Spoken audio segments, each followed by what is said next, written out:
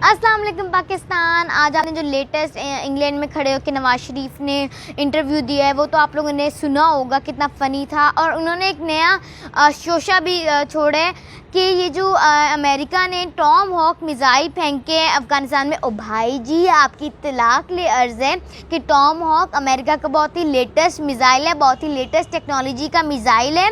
और वो तो साथ खड़े हुए, भला हो उसका इसहाक डार का जिसने साथ खड़े हो बता दे ये क्रूज़ मिज़ाइल है, वरना तो आपने टॉम क्रूज़ कह देना था, क्योंकि एक्टिंग को तो आपके नस नस में भरी है। और आप इस मुल्क के 3 बार वज़ीर आज़म बन चुके हैं और तीनों बार आपने हल्फ उठाया कि मैं इस मुल्क के कौमी राज का किसी भी मुल्क को किसी और मुल्क को फाश नहीं करूँगा। और आप किसी और मुल्क में खड़े हो कि आज आप अपने मुल्क के कौमी राज उगल रहे हैं। आप लोगों को शर्म आनी चाहिए। और आप किसको बेवकूफ़ बना रहे हैं? जब आप हुकूमत में हैं तो अच्छे इदारे भी अच्छे हैं, फ़ौज भी अच्छी है।